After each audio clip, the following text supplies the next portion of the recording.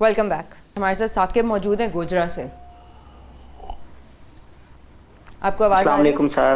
وعلیکم السلام سر. آپ کا سوال کیا ہے؟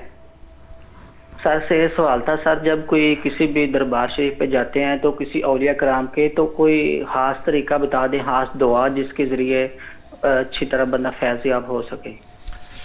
میرے بچے نے جو سوال کیا نا اس کو میں تو مجھے اضافہ کر دوں. میرے بیٹے نے سوال یہ کیا کہ کسی صاحب مزار سے فیض کیسے لیتے ہیں، صاحب مزار سے کنیکشن کیسے کرتے ہیں، صاحب مزار کا دیدار کیسے ہوتا ہے، صاحب مزار سے ڈسکشن کیسی ہوتی ہے، یا کشف قبور کیا ہے. جب کسی مزار پہ جائیں، کسی قبر پہ جائیں تو اس قبر جو اس کے اندر روح ہے اس کے ساتھ ہم نے رابطہ کرنا ہے، بات کیسے کرنی ہے.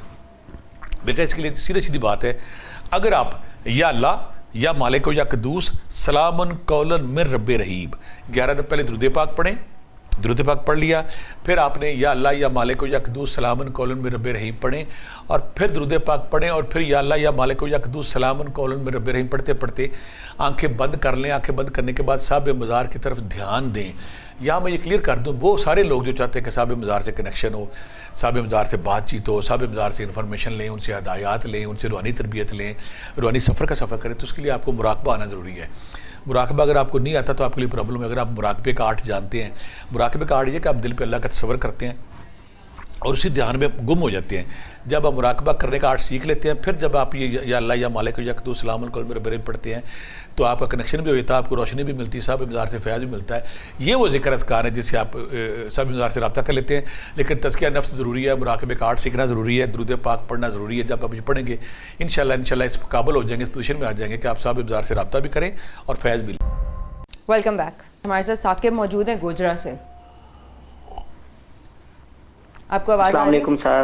وعلیکم السلام سر. آپ کا سوال کیا ہے؟ سر سے یہ سوال تھا سر، جب کوئی کسی بھی دربار شریف پہ جاتے ہیں تو کسی اولیاء کرام کے تو کوئی خاص طریقہ بتا دیں، خاص دعا جس کے ذریعے اچھی طرح بندہ فیض یاب ہو سکے. میرے بچے نے جو سوال کیا نا اس کو میں تو مجھے اضافہ کر دوں. میرے بیٹے نے سوال یہ کیا کہ کسی صاحب مزار سے فیض کیسے لیتے ہیں، صاحب مزار سے کنیکشن کیسے کرتے ہیں، صاحب مزار کا دیدار کیسے ہوتا ہے، صاحب مزار سے ڈسکشن کیسی ہوتی ہے، یا کشف قبور کیا ہے. جب کسی مزار پہ جائیں، کسی قبر پہ جائیں تو اس قبر جو اس کے اندر روح ہے اس کے ساتھ ہم نے رابطہ کرنا ہے، بات کیسے کرنی ہے. بیٹا اس کے لیے سیدھی سیدھی بات ہے، اگر آپ یا اللہ یا مالک یا قدوس سلامن قولن من رب رحیم 11 دفعہ پہلے درود پاک پڑھیں، درود پاک پڑھ لیا، پھر آپ نے یا اللہ یا مالک یا قدوس سلامن قولن من رب رحیم پڑھیں، اور پھر درود پاک پڑھیں، اور پھر یا اللہ یا مالک یا قدوس سلامن قولن من رب رحیم پڑھتے پڑھتے آنکھیں بند کر لیں. آنکھیں بند کرنے کے بعد صاحب مزار کی طرف دھیان دیں. یا میں یہ کلیئر کر دوں، وہ سارے لوگ جو چاہتے ہیں کہ صاحب مزار سے کنیکشن ہو، صاحب مزار سے بات چیت ہو، صاحب مزار سے انفارمیشن لیں، ان سے ہدایات لیں، ان سے روحانی تربیت لیں، روحانی سفر کا سفر کریں، تو اس کے لیے آپ کو مراقبہ آنا ضروری ہے. مراقبہ اگر آپ کو نہیں آتا تو آپ کے لیے پرابلم ہے. اگر آپ مراقبے کا آرٹ جانتے ہیں، مراقبے کا آرٹ یہ کہ آپ دل پہ اللہ کا تصور کرتے ہیں اور اسی دھیان میں گم ہو جاتے ہیں. جب آپ مراقبہ کرنے کا آرٹ سیکھ لیتے ہیں، پھر جب آپ یہ یا اللہ یا مالک یا قدوس سلام قولن من رب رحیم پڑھتے ہیں تو آپ کا کنیکشن بھی ہو جاتا ہے، آپ کو روشنی بھی ملتی ہے، صاحب مزار سے فیض بھی ملتا ہے.